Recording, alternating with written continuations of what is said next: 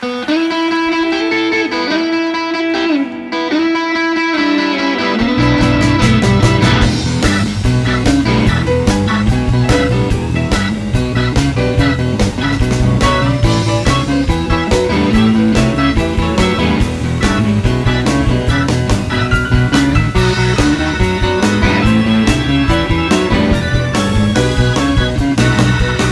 the first time I saw her, I knelt it on the floor.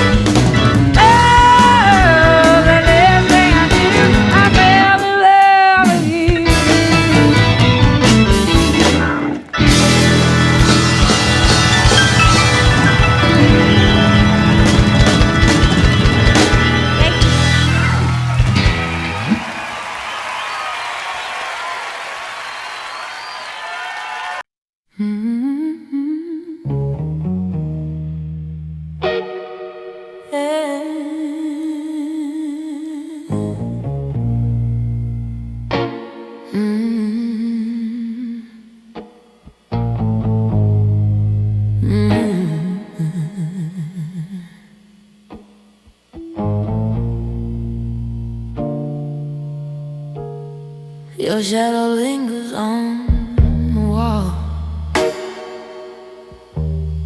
like you never really win. I still hear your footsteps in every word you never meant. You said you needed freedom, said love was hard to keep, but you left your heart beside me.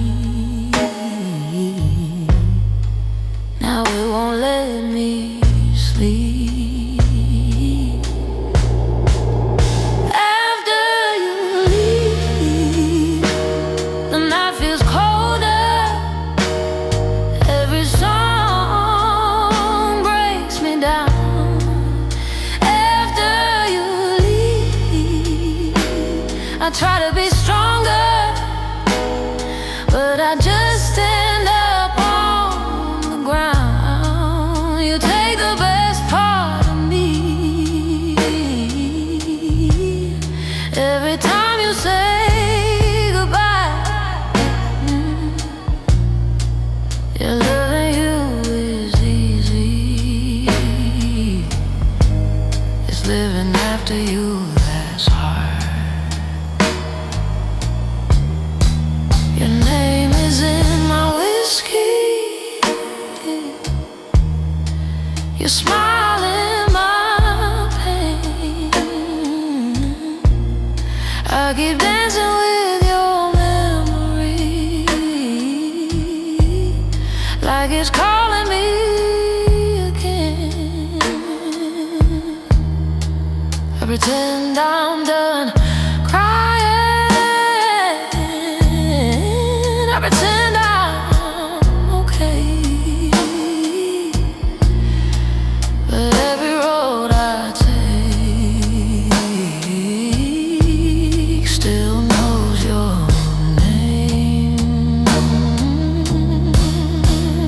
After you leave, the lights feel empty, like a stage with no sound. After you leave, I hold myself steady while my world burns down. You kiss me like a promise, then vanish in the dark. Your loving you is easy. It's living after you that's hard.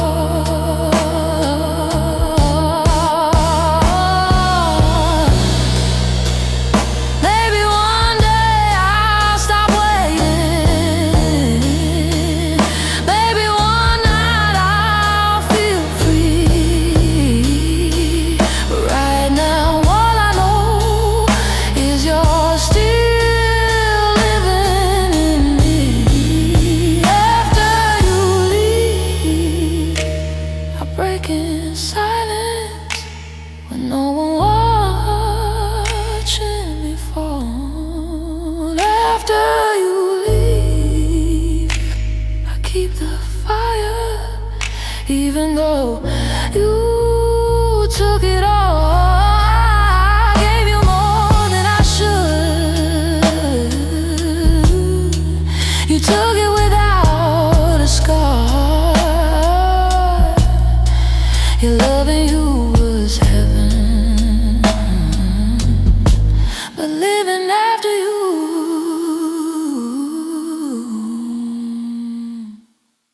is hard.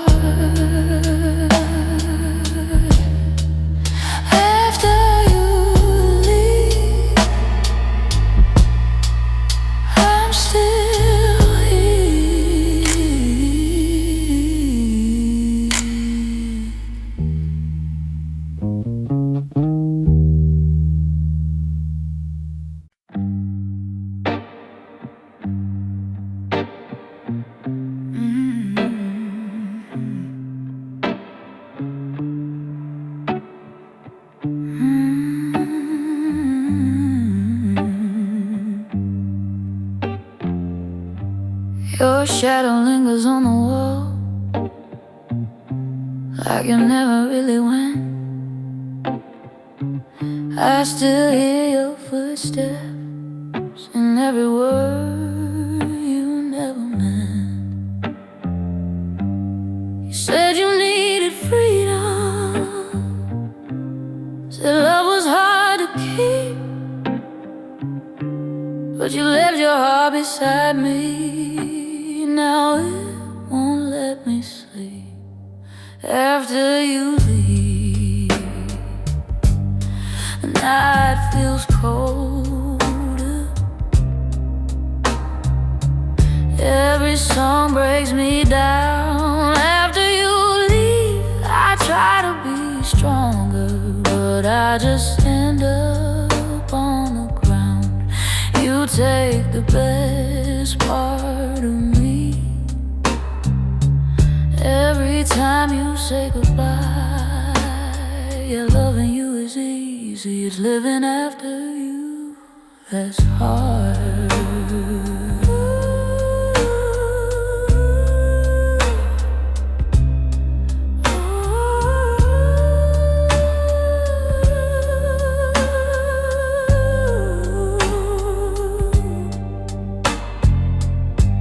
Your name is in my whiskey,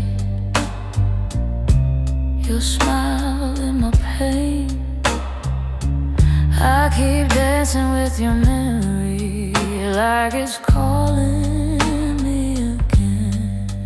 I pretend I'm done crying, I pretend I'm okay, but every road I take still knows your name. After you leave, the lights feel empty, like a stage with no sound. After you leave, I hold myself steady while my world burns down. You kiss me like a promise, then vanish in the dark. Yeah, loving you is easy, it's living after you that's hard. Maybe one day I'll stop waiting, maybe one night I'll feel free, but right now all I know is you're still living in me. After you leave, I break in silence with no one watching me fall. After you leave, I keep the fire, even though you took it all. I gave you more than I should. You took it without a scar. Yeah, loving you is heaven, but living after you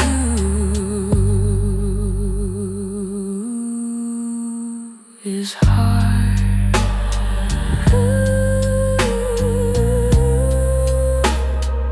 After you leave, I'm still here.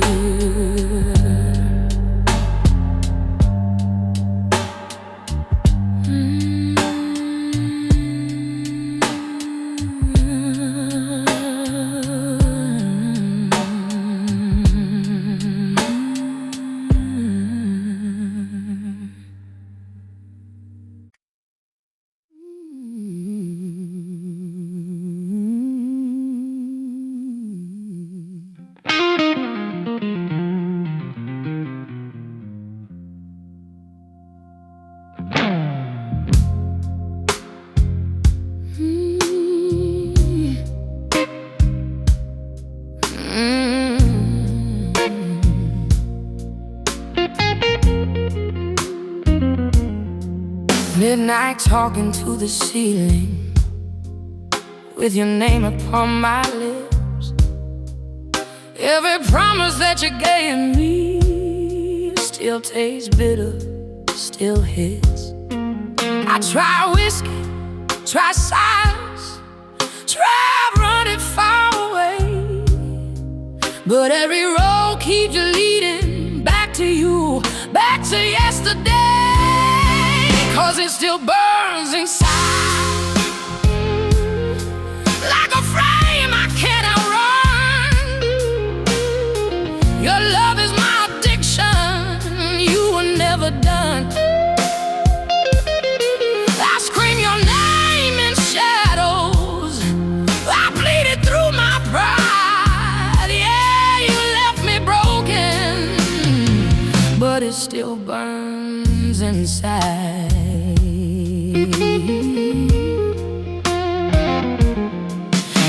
Your jacket smells like trouble, your ghost sleeps in my bed. Every song on this old radio brings back the things you said. They say time heals a heartache, but time just tells the truth that some love's out forever, even when you lose.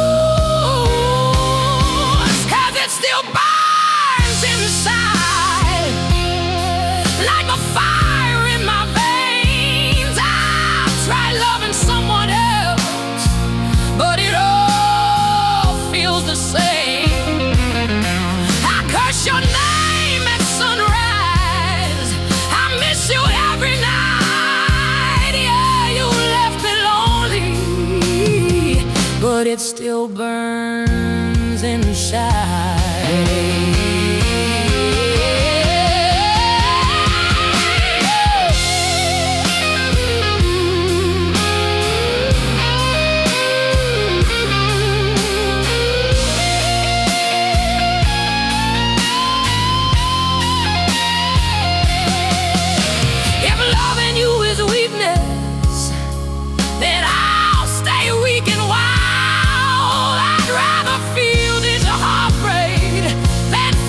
Your smile, yeah, it still burns inside. Hear my soul when I cry. I gave you all my heart, babe. Now I'm just trying to survive. If loving you is sinful, then I'll pay the price. You walked away from heaven, still burns inside, still burns, still burns.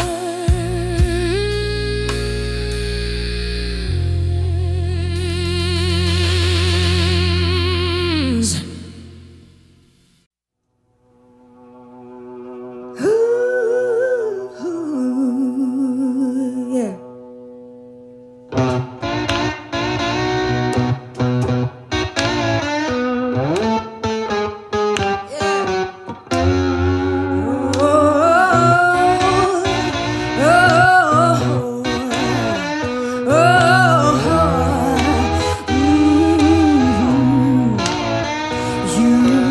Come on in my kitchen, yeah, 'cause it's going to be raining outdoors. Ooh,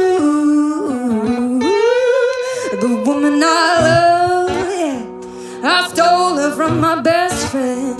Some joker got lucky, yeah, stole her back again, yeah. You better come on in my kitchen, hey, 'cause it's going to be raining outdoors. Ooh, the woman I love, yeah, I stole her from my best friend. That joker got lucky, yeah, and stole her back again. Hey, you better come on in my kitchen, 'cause it's going to be raining outdoors.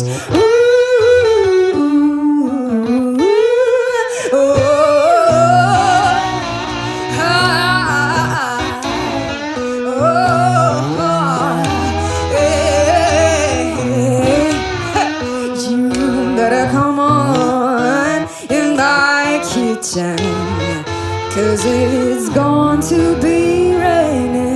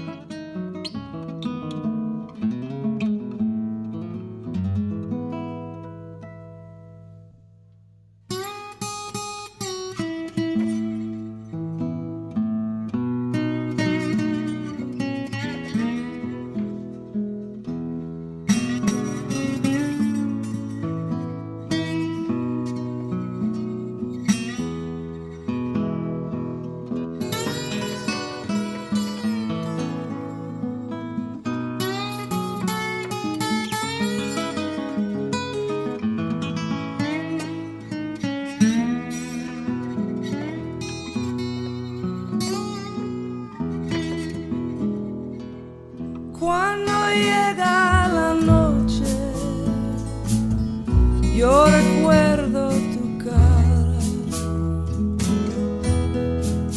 y en las olas del mar siento tu voz y en la luz de esta luna es tu piel que me roza y esta brisa azul trae tu corazón más cerca de mí.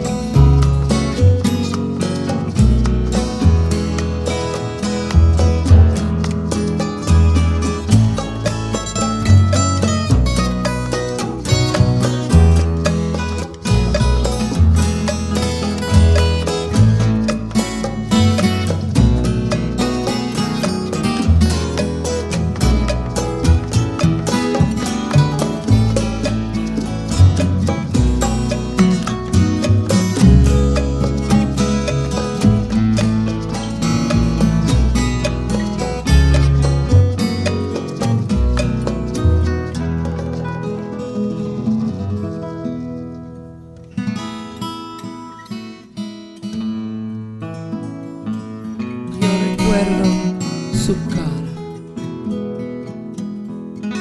y en las olas del mar yo siento tu voz y la luz de esta luna es tu piel que me roza y este brisa azul trae tu corazón más cerca de mí. Esta brisa azul trae tu corazón más cerca de mí.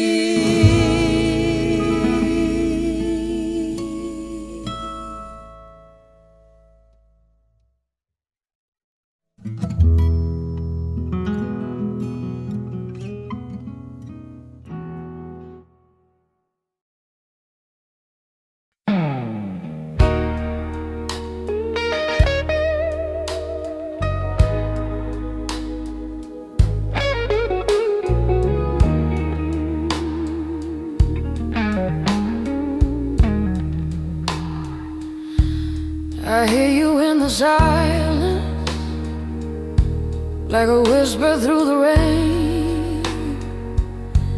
Every shadow pulls you closer, but I'm broken by the pain. And I try to forget you, but it ain't no Your memory burns like fire in the fading morning light. So let the ashes fall and let the echoes cry. I'll sing for you, baby, till the stars refuse the sky.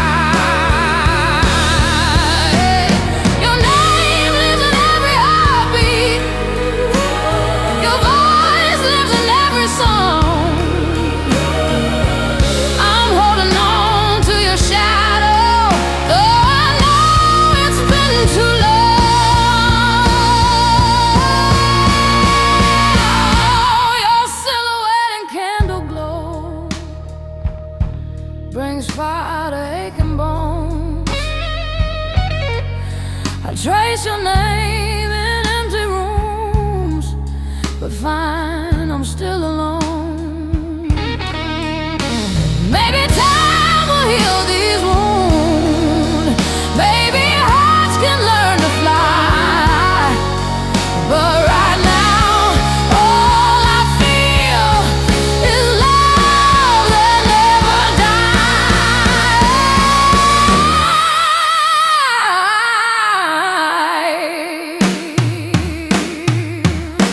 So let the ashes fall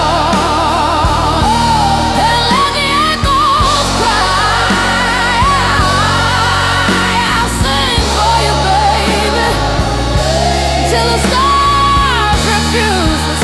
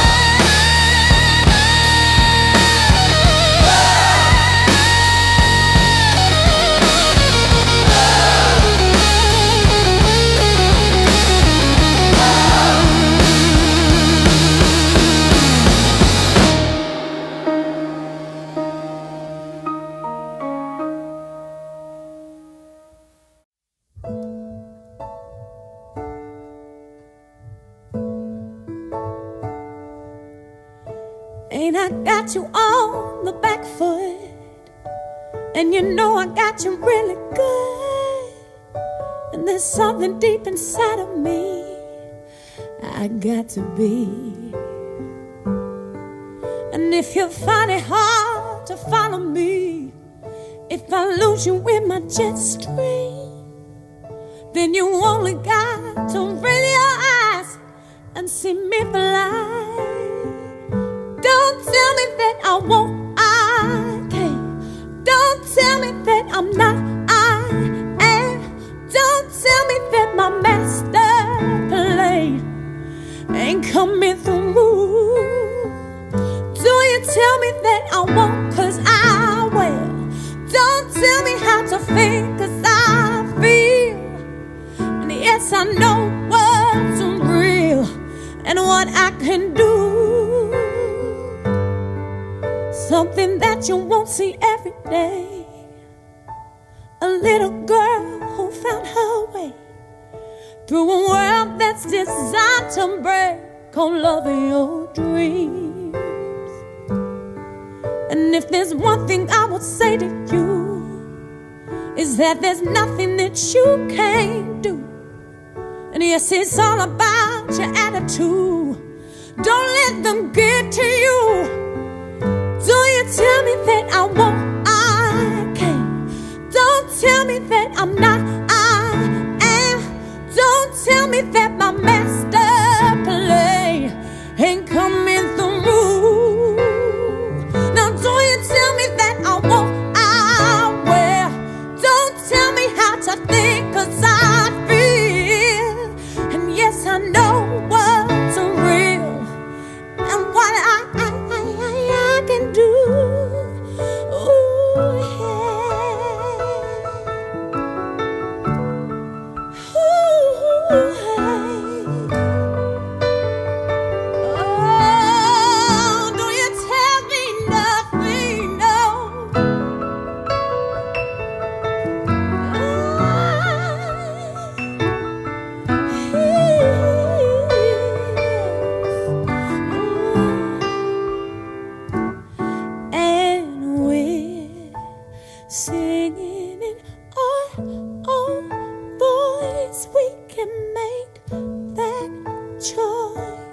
to be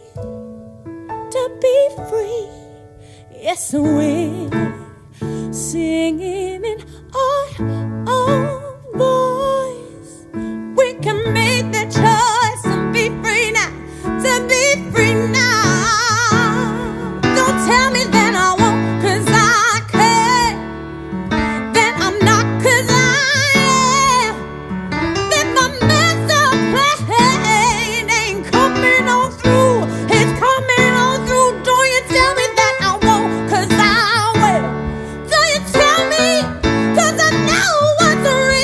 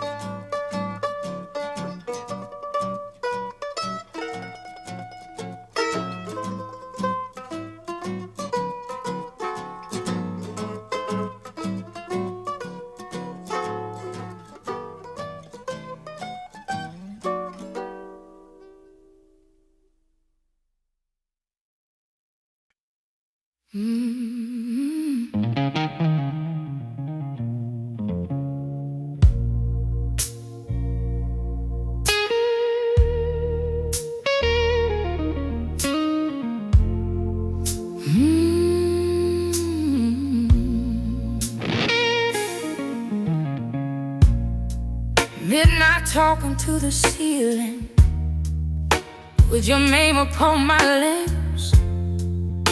Every promise that you gave me still tastes bitter, still hits. I tried to whiskey, tried silence, tried running far away, but every road keeps leading back to you, back for yesterday. 'Cause it still burns inside like a flame I cannot run. Your love is my addiction, you are never done. I'll scream your name in shadows, I bleed it through my pride. Yeah, you left me broken, but it still burns inside.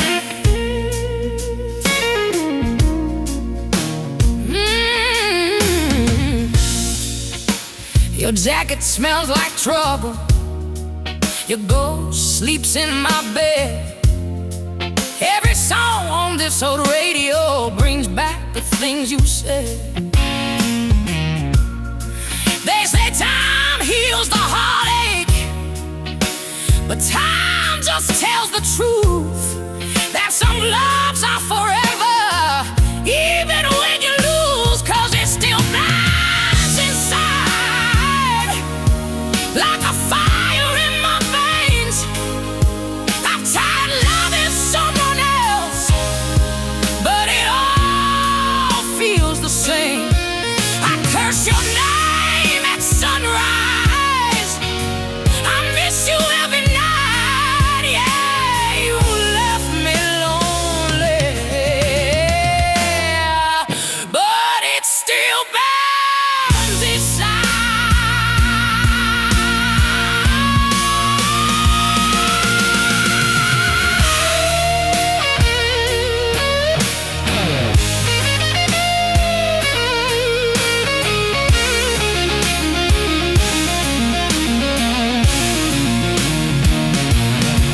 Yeah, if loving you is weakness, then I'll stay weak and wild.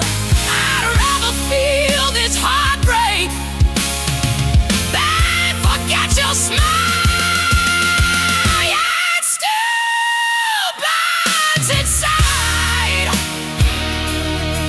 Hear my soul when I cry, I give you all my heart, babe. Now I'm just trying to survive. If loving you is sinful, then I'll pay the price. You walked away from heaven, but it still burns inside. Still burns, still burns,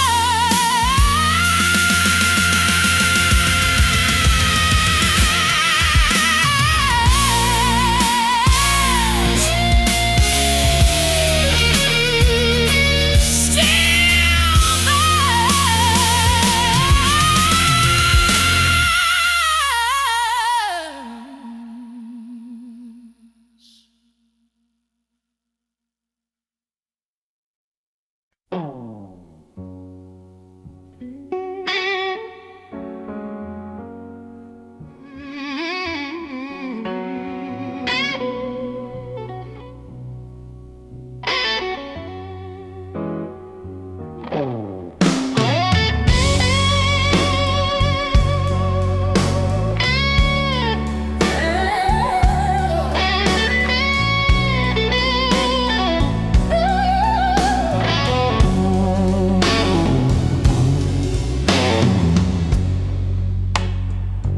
I hear you in the silence, like a whisper through the rain. Every shadow pulls you closer, but I'm broken by the pain. And I try to forget you, but it ain't no use tonight. Your memory burns like fire in the fading morning light.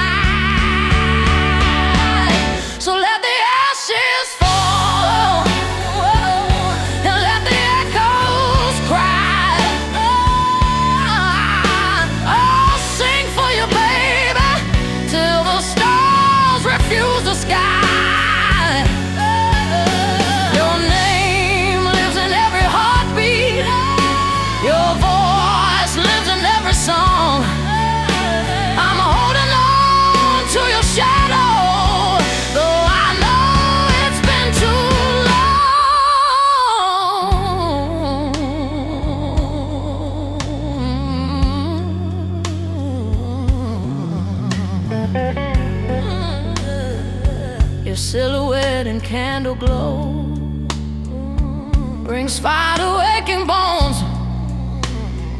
I trace your name in empty rooms, but find I'm still alone. And maybe time will heal these wounds. Maybe hearts can learn to fly.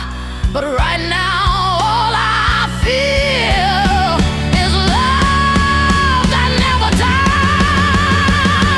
So let the ashes fall and let the echoes cry. I'll sing for you, baby, till the stars refuse the sky.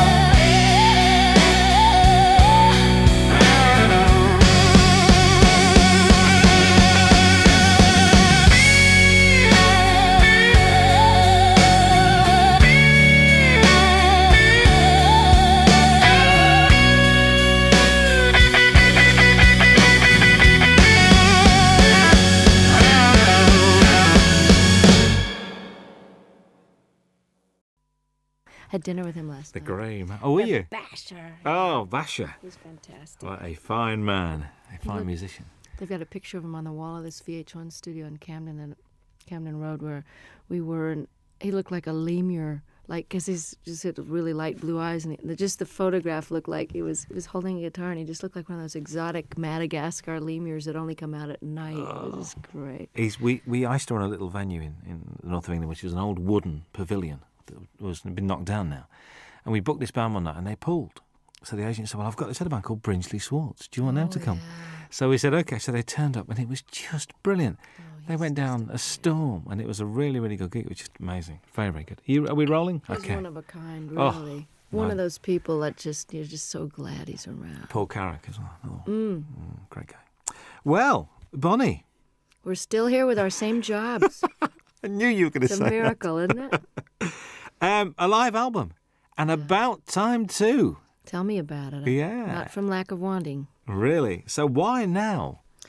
A couple of reasons. I've been being besieged by people over the years that say, your live shows really capture you, and if only you could get one out, you'd really come across.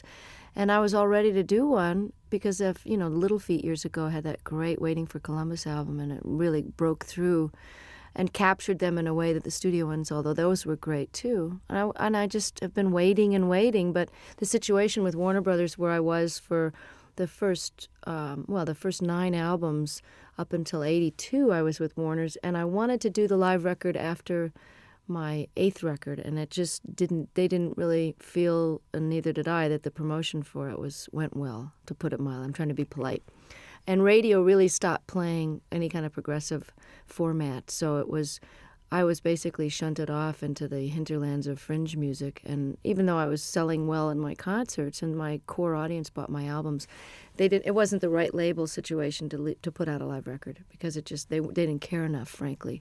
So it took me a while of waiting to get on a new label, and then God knows, after the Grammys hit, things have been really great with EMI Capitol, and I wanted 3 studio records under my belt to draw from great songs that people would be familiar with.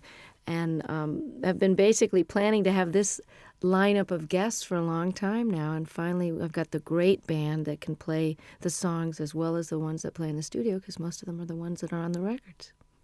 Indeed. I can't believe that these friends just happened to be around? There must have been a lot of phone calls going out to get all these guests on this album. Well, you've got to plan because people's schedules are way in advance. I mean, I know what I'm going to be doing 5 years from now almost. So everyone's booked and everybody's got their own album schedules. And Jackson said, I'm going to be recording, but it's if you can film and record in California, I bet you I can fly up for the day.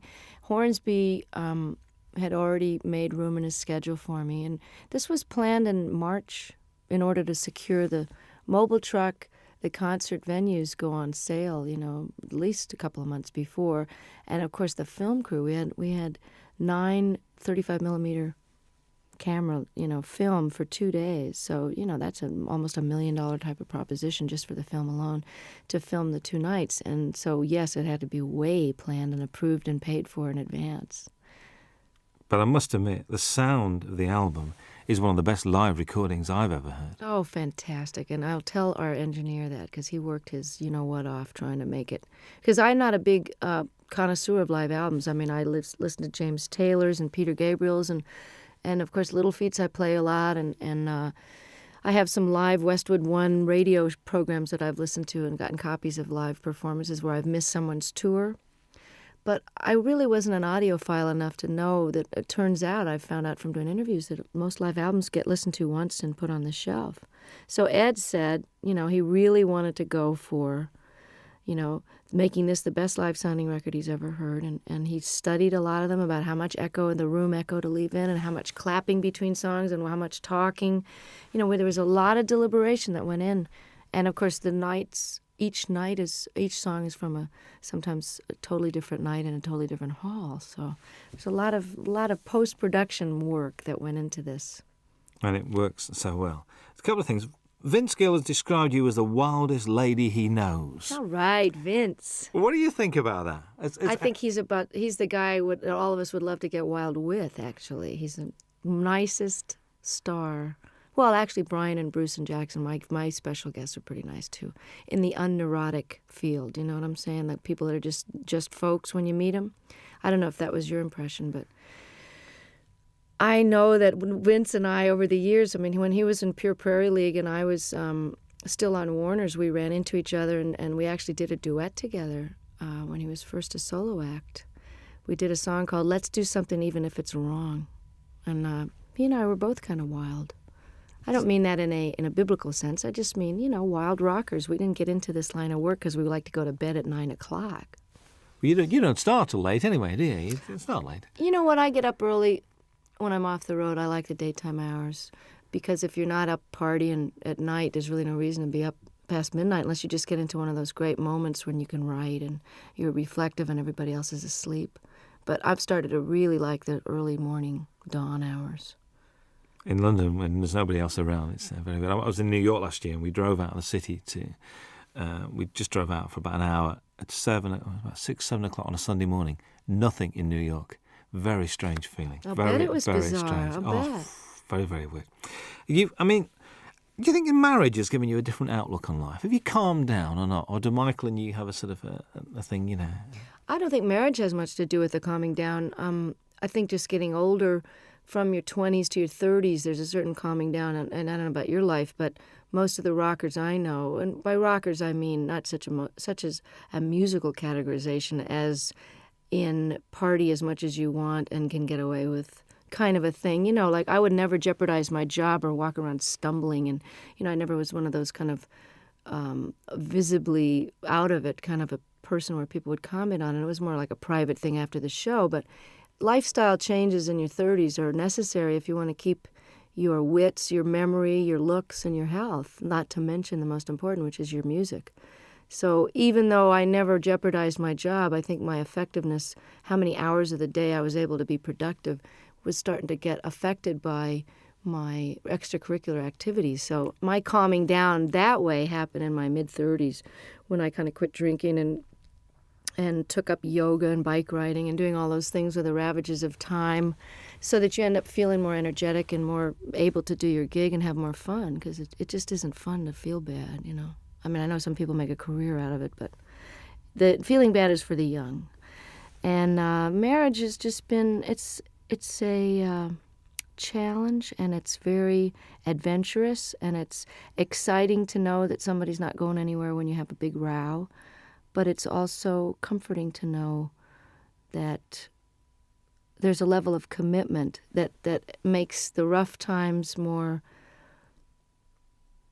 doable, and that makes the sweet times very, very deep. And, the learning about each other and learning about yourself. Stuff comes up in marriage that didn't come up when you're living together with other, I didn't live with Michael until we got married. And you repeat patterns in your parents' marriage, whether you wanted to or not. And I found that to be a very big surprise because it didn't happen before until you get married. I think you hear those words coming out of your mouth and you go, there she is. There's that mom thing again. Bruce Hornsby appears on two very different songs on this album. Very much Thing Called Love and I Can't Make You Love Me. He's not only a great musician, but a really nice guy. And these two songs not only show the diversity of your talents, but also his as well. Was that why you asked him to play on those two songs? It was one of those things where on the tour we did together last year, we did a 4-month double bill of the Outdoor Sheds when my new album was out. And it's quite obvious that I just think the world of him. And he made such a difference on I Can't Make You Love Me. And then he invited me to play on and sing on his last record before this current one. Then we did the tour together, and as an encore, he came out and played the accordion, and he's a great practical joker, so it was a way to keep him off the monitor man's back, where he would probably have given me nothing but hi-hat in the monitors and messed with my sound on stage. So I kept him out of trouble by having him on stage, and, he's my favorite singer and writer, I think. It's just, Prine and Jackson Browne and him, that's it, and Paul Brady. I Can't Make You Love Me, I can't even imagine recording live without him on it. So he was very gracious, and I just got to participate in his PBS special and got to play with Pat Metheny, the three of us on stage alone, singing The Tide Will Rise. And it was just absolutely a highlight of, my respect for those men is just unbounded. And his musicianship is far surpassing anybody in the pop world that I know. He's really as nice a person as he is a genius, too. Whenever I bump into him, it's like, and it's like he sits down and he talks to you and he takes time. Mm-hmm. It's never, so I've got to rush now. He's just one of those guys. And I thought his current album was very, very good. I do, too. He's really a jewel, and such a normal guy, just like Don was. And it's interesting because I've gotten to know Brian the last few days more because we've been hanging out at the Top of the Pops. And he also is totally without any kind of ego attitude. And, he's not neurotic and paranoid or any of those stuck-up things that people get when they get to be a big shot. And I'm so lucky to have these guys as models because they've been famous longer than me. Hornsby came out of the box with big hits, and he's just nonplussed, totally regular guy. That's why you get on so well, because you're the same. You've got the same attitude, and that's why, and it shows. I reckon this record's great to listen to when driving. I've been driving around listening to this. I think it's brilliant. God, I'm so glad. It's so new that I haven't had reviews yet. So this is it. Give it to a friend. So go and drive around, listen to it, and it's great. A song on it, Shake a Little. New song to you. New song by the guy Michael Ruff, who wrote "Cry on My Shoulder" on Nick of Time, and.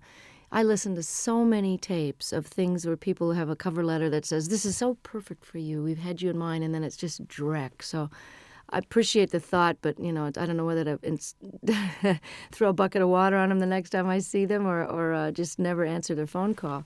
And then there's these jewels like Michael Ruff, who's a brilliant artist on his own and has never gotten the attention he deserves. And I think he's actually got quite a good career in Sweden going on for some reason. But he had 2 great records on Warner Brothers years ago, and the women are all mad for him because he's absolutely gorgeous. But what an unbelievable tune. I'm glad you mentioned it because I love it.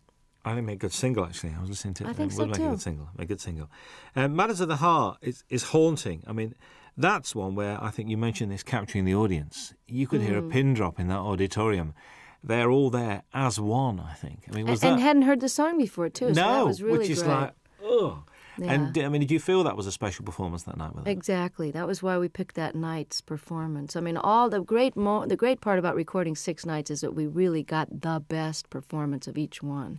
It was hard to choose sometimes, but there was always one that had that pathos and a unity of, whether it was a spontaneity or just not thinking about it. Everybody forgot about the tape, and the audience, for whatever, it's almost like a great meal or making love. There's just that one evening where it's that you're doing the same thing with your lover that you've always done, but it's just fitting and feeling perfect. And that this track has got a soulfulness to it, kind of a Ray Charles thing that, Michael McDonald is an incredible writer and singer. So the fact that to wrap myself around one of his songs like this is, you're as good as your material. And like I Can't Make You Love Me, this is one of those classic songs. I think what's nice about this record as well is it's not Bonnie Raitt's greatest hits live, which I'm so pleased about. It's a real, it's almost it's a comment and it's a reflection. Was that purposeful, the way you selected the songs? Yeah, and I'm glad to hear you say that. This is terrific that it's coming across, even in its shortened one-disc version of the 2-hour concert. I mean, we were actually surprised, Don and I, when we had to narrow this down, that this played as well, and we almost like this order better than the ones with the extra 4 songs on it. I had no intention of doing a greatest hits, because why would somebody want to buy it?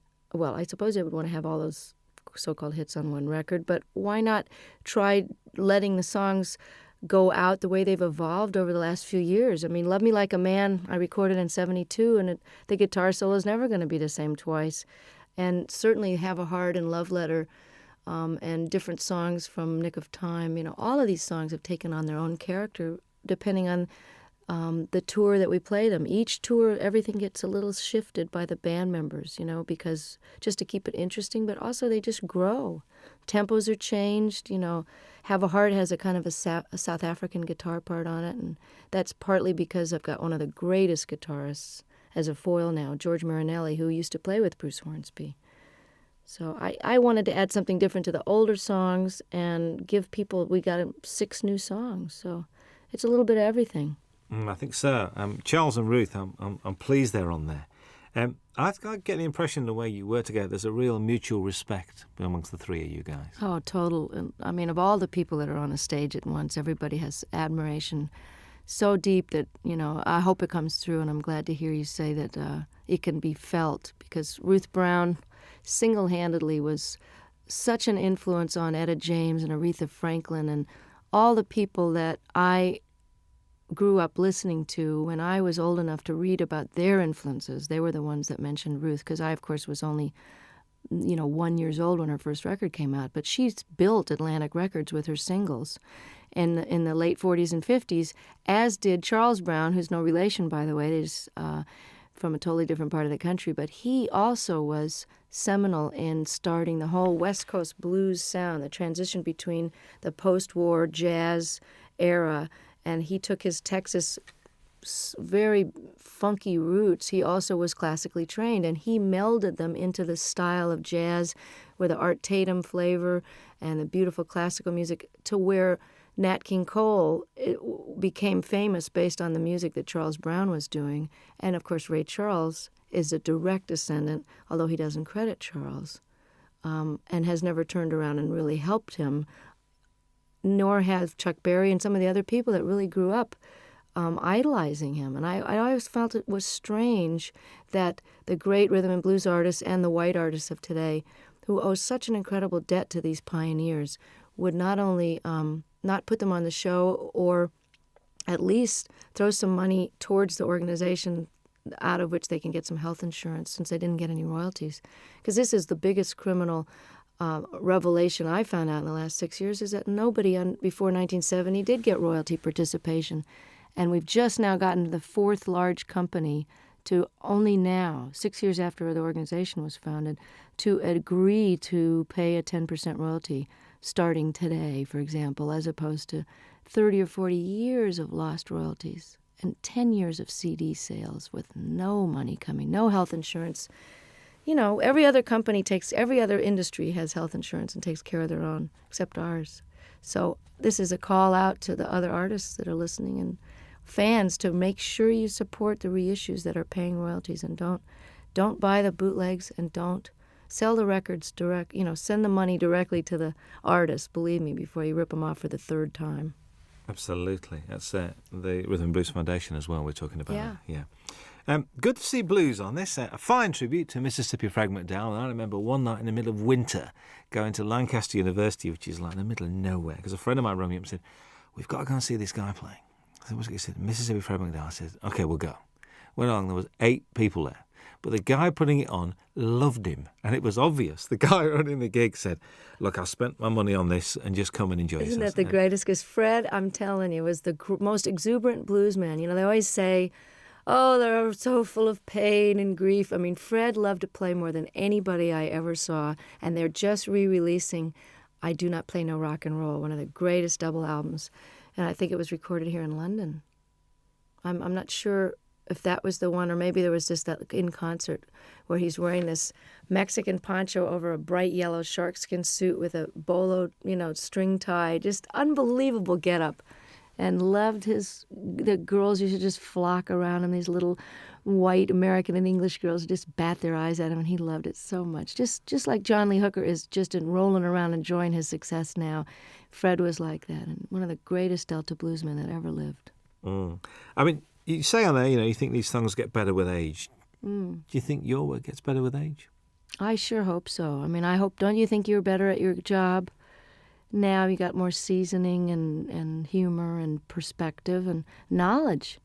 I mean, I always think people, as they get older, if they're lucky enough to keep their wits about them and don't get too cranky and discouraged, that people's wisdom and opinion at 70, 80, 90 years old they're like gems, If you're smarter now at 45 than I was at 25, why won't I be even smarter at 65? So I hope that my music is richer and deeper and more accomplished. And I never saw B.B. King or John Reid or Pablo Casals or Segovia get any less with age. They just got more. Absolutely. You're always introduced, which I do like, as Bonnie Raitt and her band, including Hutch and Ricky now. I mean, they're part of the furniture. Hutch, how long's he been around? He's a long time. He's has the distinction of being one of the only white guys ever play in the Neville Brothers, although they've had a white guitarist for a while. He is so respected by every type of musician. He played in Central America, lived there for a while. The New Orleans cats think he's just it. He lived in San Francisco, was in a band called Copperhead. He knows Celtic music inside and out and can play jazz, Algerian music. I mean, there's nothing the guy can't play. And if you ask him a question, he can give you every detail of every side musician. So he's like a walking encyclopedia. These are sort of nice guys to have around, I think, to contribute to what you're doing. Oh, I'm so lucky and this is the best benefit of success, is that while Hutch has been with me for over 10 years, at whatever salary level I was at, he was with me during the rough years in the 80s too, rough meaning couldn't pay very much. Ricky, who has been a successful producer living in Australia, doing film scores and, just co-produced the Boz Scaggs album. And, for those of you, Ricky Fattar from South Africa, he was in a young band called The Flame that was quite famous and was in the Beach Boys for a while. I'm able to afford musicians of the level that I've got now, and that is probably that and raising really great amounts of attention and money for political causes that really need the bucks. Those are the 2 most incredible aspects of my success that have made the biggest difference, that and good catering, backstage, to actually eat food that hasn't been sitting there for 4 hours. But to be able to play with Ricky and Hutch and have them leave home and come and play with me it's like a dream come true to every night have these guys. And that's why this record was done now. That's why I say in the liner notes, this was the time and you are the reason. Absolutely. Jackson Browne had to be here, really. I mean, there aren't many stages that you and him haven't shared over the years. Mostly benefits as well, actually. But, to do Opening Farewell is just a bit special, I think. And, we didn't know what we were going to do. I was going to cut this wonderful reggae tune that he did on his last record called I Hear Your Heart Beating Everywhere. I love that song. And I thought we could have a duet, kind of a, We Be 40 kind of a thing. I don't know. And we tried it in my key, and it just didn't sound as good as his. So I said, well, maybe we should send the band off to the wings and just sit here and play Opening Farewell. And it was just done. He came and never had a chance to rehearse it. He never had sung it in that key, never sung a harmony part. And all of a sudden, we're filming and recording it for the history, and he was really a champ. I can barely look at him because I love him so much, and he's so gorgeous and never changes.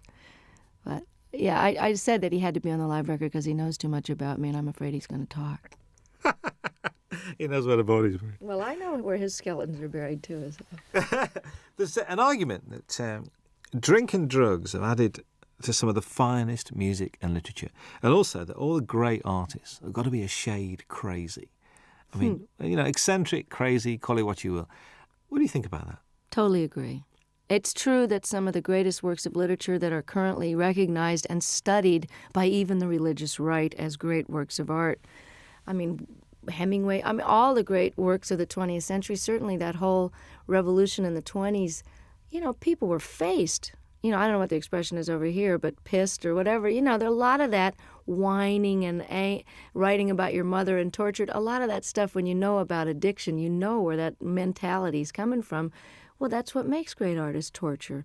And artists torture themselves. And the myth is that you can't be, quote, funky or as deep or as soulful or as funny if you're not sort of loaded or hungover, is blown by the fact that John Hyatt and Stevie Ray Vaughan and some of the greatest artists of our time are still kicking, sober. So, and I'm here to tell you from that song that's on this record, and I don't know if it made this cut. Did Feeling of Falling get? I think that's the one we did leave on. I'm not. Yeah, because I want to let people know that just because you're straight doesn't mean you're not totally miserable and twisted sometimes, and it's out of that angst and misery and longing, which is just part of being alive, which you feel more acutely when you're not anesthetized, that some of the most powerful stuff has come out of my guitar, because it's excruciating to be awake. So it's just a different kind of art. If anybody thinks I'm not miserable, look again, and sometimes it's a lot easier to just toss a few back and forget about it, It's trying to be awake all the time that'll get you some good blues tunes. Most definitely. The old tortured theory goes out the window there. And there's this song with Bryan Adams. I mean, what's the story behind this? Did you call him or did he call you? Or if someone was to say to me, okay, you got a new album coming up, and, you've been on the road with Longing in the Hearts, and you have this ballad here, and you found this Michael Ruff song, but you know what I'm really missing as a rocker? I just wish somebody that I really love would call me up. And it was like the universe answered my prayer, and I get this phone call from Brian, who I haven't heard from for a few years, and he says, I wrote you this song with this woman, Gretchen Peterson. I hope you like it. It's on the way. I listened to it. It's like tailor-made, great lyrics, a tried and true topic, but done set in a very clever way. You need a rock, not a Rolling Stone. Simple, straight-ahead rocker. And then on top of it, his album was postponed, so as we got closer to the live recording, I went, it would be really great, as if he could sing this with me. And he did. He said, I'm coming. I just can't believe it. It's like for all the blues people that I helped and all the obscure songwriters I've done songs and talked about over the years, to have somebody like him who is really huge over here in Europe where I can't get arrested really. And, for him, he'll be doing for me what I'm doing for Ruth and Charles. So without any compromise and just pure admiration and love, and just love the guy's work so much, and I love him. And here I am getting to have this handed to me, like Eric and Elton saying, hey, you want to be more known in Europe? We love you. Come on to the Wembley show. That's the payback, is that it all goes around in a big circle, and then I get more well-known, and I can bring Charles Brown over to Europe. So that's the way it works, Oh, that'd be very pleasant, actually. Very nice indeed. There's 3 songs that run together. There's Longing in Their Hearts, Love Sneaking Up on You, and Talking Heads, a storming version of that. All right. Were they the same night? Because they just run together. I think they are the same night, actually. But they were pretty slamming all. Sometimes we do Come to Me in the Middle, which we didn't have room for on the record. But again, you can get it on import probably. I always thought of doing Burning Down the House since I first got the idea. I've always wanted to cut the song, but I had no idea whether we would do it on this record or whatever. I didn't know if it would make the record. It was just one of those sound check into the last encore of the night. And, you know, by the time you're at the encore point, your fans are so nuts, you know, you can basically play Rachmaninoff's symphonies and get away with it with a reggae beat. But I love Talking Heads. I love this song. Always heard it with slide guitar. And it's very similar in the clavinet part to Love Sneaking Up on You. So I had them as a segue, like half of Burning Down the House into Love Sneaking Up on You. And about 3 gigs into the tour, all the reviews were mentioning, and the audience was jumping up and standing. They were mentioning Burning Down the House. So Don suggested, he said, hey, why don't you just finish the song and flip the order and stick it on there and we'll put it on the record. And I said, no, nobody's going to go for that. And hey, I like it. Listen, it works really, really well. Kim Wilson guests on the album as well. When the Fabulous Thunderbirds are one of the best kept secrets in Europe, like yourself. Well, that's why I plan to change it. I mean, I'm really glad that by doing a record with Delbert on Luck of the Draw, that 5 million people have that album and now know who Delbert McClinton are, as if anybody's been asleep in a closet and doesn't know. The other great white singer of rhythm and blues is Kim Wilson, and one of the greatest living harmonica players. And Kim and I have been talking about doing this song and performing it together for years, since they first wrote it on a record tastefully entitled Butt Rockin', which I'd love to hear him explain that to his folks. Oh, son, what's the name of your new album? Well, Mom, we decided to call it, you know. So if I can get Kim more exposure in parts in the, you know, for the moment that I'm in the sun here, and just let people know how brilliant this guy is, I'll be able to die happy, because he is just incredible. You know what? Listening to this record, I do have a problem, because I'm not now going to be able to say to people, you mean you don't know who Bonnie Raitt is? This is causing me a bit of disturbance here, because it looks like the single's going to work, and if the album works, you've knackered a lot of the things that you know who Bonnie Raitt is, and they go, who's that lady who sang that song? You See, know? I'm enjoying coming over here and still being a cult artist, and that, you know, now I'm getting all letters from the people in the States going, you know, you were mine for 20 years, and now I really resent the fact that everybody knows who you are, and they're playing you in the supermarkets. But I wrote the guy back. I said, hey, 20 years in small theaters, can't you cut me some slack? I get to have Ricky Fataar in the band and Hutch. Let me have a moment in the sun here. And while these rhythm and blues artists are still around, and while Kim deserves to be heard, let me show the rest of America about these guys. And I feel the same way about Europe. But if I'm a cult artist over here for a while longer, it would just be very nostalgic for me. I think so. It was a joy last time to walk into the Palace Theatre in Manchester and see it sold out. Wasn't that exciting? Joy. I'm inching my way to notoriety over here. And, you know, I'm really thrilled that this record, that you think it's great, because I'm so proud of it. I mean, it took me a long time to get these songs together, and I took a lot of care in the mixing of it and the choosing of them. And I think if you're coming into me new, that you'll be able to get a good glimpse of what it was like before and some of the blues stuff. And, you know, I don't think anybody should be determined by their latest single. So, you know, I'm not a singles artist. So if you've never heard of me and you hear the Bryan Adams track and you like it, check out the rest of it, because there's a lot of good people on there that deserve to be heard while they're still able to play. I think so. I think how anyone cannot be moved by Jackson Browne's version of Stay, I will never know. And I just sang on his new record. It's just fantastic. Oh, there's a bit of to and froing, because you're on John Hyatt's record as well. Yeah, I know. Well, that's how it works. We all love each other, and, you know, I'm so thrilled that they want me to come and play and sing on their record. There's a great band out of New Orleans called the Subdudes, and I'm on their new record, and that's a fantastic record. Support act on the tour, actually. Oh, it'd be. And That's if you got there early, That's right. They were over here in England. It's true. That's right with you. How's the songwriting going? I mean, we've been progressing. We've had like 3, 4. You know, we're getting there. I'm inching up there in the quantity. But I basically, one of the reasons I'm taking a hiatus is because I haven't stopped working either on the Rhythm and Blues Foundation or the different benefits that I've done and organized. My own touring schedule, making up for all these years I didn't tour outside the United States. I haven't had any time to write, so it's time to go live a little bit so I've got something to write about. Because honestly, I mean, writing about the catering in my room in the hotel is not going to make it for a topic. And getting any more personal than I did on the last record would be a challenge, because I'm just going to have to figure out and take a break so that it's done from inspiration and not out of obligation. So does this mean that, I mean, I know because you're not a winter person, so come sort of spring, are you going to be treading these shores? I'm hoping to have the first break from touring in 25 years after this live record. I mean, I was doing this now, and I did a record with my dad, and it's out on Angel Records with a 42-piece orchestra. We did 3 songs together. It was just great fun.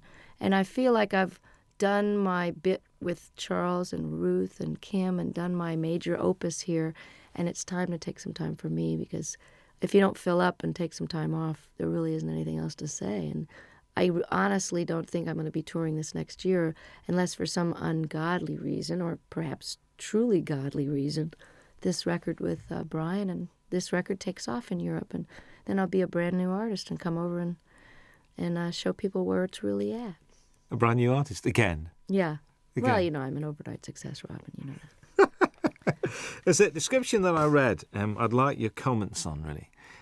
After years of singing about broken hearts, faithless lovers and no good men, Bonnie Raitt entered the 90s at the peak of her already lengthy and impressive career.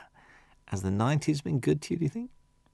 Oh, yeah, definitely. I mean, I don't think you could argue with the kind of Cinderella story that happened to me when I well, just a lot of changes were made personally before the Grammys happened, but I think your 40s, while it, like as I was mentioning before, it's a little harder to be older and awake. It's also easier and more fun to be wiser. You know, does that make sense? It's easier because I know how to do things better, and I know how to handle stuff. I can handle my success. I can handle disappointments. I don't mind getting angry. I know that it's not going to last for 5 days. I'm just getting angry. So the process of growing up is happening now as it is for a lot of rockers, because it's just sort of a postponed adolescence sometimes until your 30s and 40s, and then that's when people settle down. So I've had a really great last 5 years, and I'm looking forward to another 25 and another couple of live records in the middle of those. Absolutely. Bonnie Raitt, thank you very much indeed. Nice to be back. Hi, this is Bonnie Raitt. Very happy to be with Robin Ross on your radio. I want to go to Scotland. If we send him a tape, right, he'll do a 2-hour special. Wow. He's like a big supporter, isn't he? These guys are just, you know. Thank you, Dave. Thank you for the homeland, for the young girl who's found her way back to your shores any minute now. I'm threatening to show up for Hogmanay again. Again? Oh, Well, tell people God. this time, will you? See, I'm the only one that remembered what happened those 3 days. The entire country was out of their minds. But the studio was. I'm coming back with a video camera because nobody in America believed it. You know, well, they had some sort of sponsorship. They had little bottles of booze on the table, and there was like 65-year-old people just totally clapping and yahooing it up, which is a little glimpse of what, like, a Crosby, Stills and Nash audience is going to be like in 20 years. You know, will be a bunch of old geezers singing, you know, just a song before you go. But they'll still be all applauding. And Sheena will be singing Morning Train, and me and Brady will be out there on walkers singing Thing Called Love. I found another Brady Buncher. Curtis Stigers is a Brady Buncher. Yes, he is. Curtis Stigers is a Brady Buncher. I found somebody else as well. You know, guess who cut Paradise Is Here? Cher. Heard it from Brady's lips today. I'm not kidding. That'd be great. Let's find it right now. Really? So it must be this new album, because she's done the Mark Cohn Walking in Memphis. That's the single. So it'll be on the same album. Well, it's good. I'm glad that she's going to get them some wider attention, you know? Brady's record was great, wasn't it? Mr. Cummings won't know what's hitting. He won't know what to do. I know. He's great. I'll ring him up. I really wanted to do that song too, but Tina had already done it. I think that Cher track's coming out for Christmas as a Christmas single. Paradise Is Here? Well, that's good. I'm glad. I mean, I don't know who produced her, but I hope it's great. My engineer's producing Anne Murray's new record, which should be great. All right. Yeah, she's terrific. When I call you up. Remember when she did that? She would do an acoustic, would she? She should have done. She wouldn't do an acoustic for us. She's doing one now. Hello. I'll come in here and do one. Yeah. We had John Hyatt. John Hyatt did 2 songs. Did he? Yeah, John did 2 songs. Finn did 2 songs, did they not? Which is Neil and Tim Well, Finn. they just told me to come and talk. They did Weather With You, and they did Nobody asked me. We'll ask you. Anywhere, anytime. You know Hey, we you like know. it. You could play the national anthem and we'd listen to. You know that. So, I'd play your national anthem. It'd be interesting. Yeah. That'd be good. We get We're on. good. So you're going to Scotland on this break? You're going to try? I want to. I was threatening to go to Ireland or Scotland over the weekend, but I'm gonna. I'd like to come back when the days are longer, because it's too hard to come over here and have it get dark at 4. Yeah. Not if you're unless you. Especially over that. You know what I mean? If your you go nighttime over the hours West can be Coast. more productive, but I want to be able to see stuff. You know. You were going to go around Ireland last time I spoke to you. You were going to I visit did Ireland. it once a long time ago, and I want to do it again. I may do it over the weekend. Just get down the country and see part of it. Well, I did get a whole week in did you? there. I did get a week in Scotland, a week in Ireland back in '91, right after the Grammys. Randy Newman's on Jules Holland on Tuesday night. You should get him in here. I'd love to. With Warner's, you see, Warner's a bit strange. So my best man when I got married is head of promotion at Warner's, and he won't let me do any interviews. He said, I leave it to the regional people. I said, but we're getting like 50 Randy's stations. great. I know. I mean, Faust is a great record. Lovely man. When's Bonnie Call Raitt on Peter later? Asher and tell him I told him that he should do it. Excuse Tell me? him who you talked to.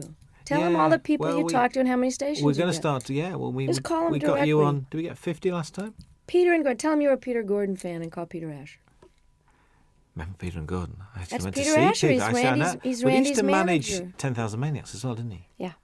He manages Little Feat, and now he's head of Sony. I think that's right. I forgot. He got a new job. My former manager is head of Atlantic, then head of Warner's. Now he's head of Mercury. Moving Hello. around. We're gonna fire you. Here's $30 million. Get out of here. Oh God. Now you can pay the musician. Here's another label. Oh, Could you sign that for me, please? Are you kidding? Thank you. I've got great. I've got a shiny one because you haven't got shiny pens, have you? Can I have that on tape, please? You haven't got any Robin tape. Ross has a shiny one. You haven't Thank you. Could you sign it for me?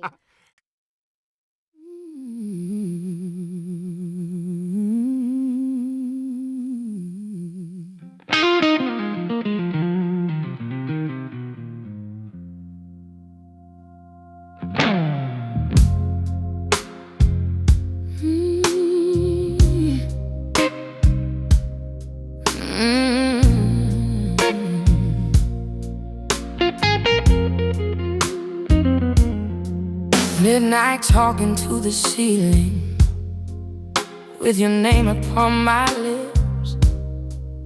Every promise that you gave me still tastes bitter, still hits. I try whiskey, try silence, try running far away, but every road keeps you leading back to you, back to yesterday. 'Cause it still burns inside, like a flame I can't outrun. Your love is my addiction, you were never done. I scream your name in shadows, I pleaded through my pride. Yeah, you left me broken, but it still burns inside.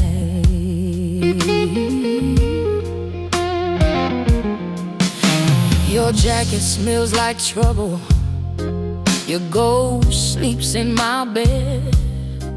Every song on this old radio brings back the things you said. They say time heals a heartache, but time just tells the truth that some love's out forever, even when you lose. 'Cause it still burns inside, like a fire in my veins. I've tried loving someone else, but it all feels the same. I curse your name at sunrise, I miss you every night. Yeah, you left me lonely, but it still burns inside.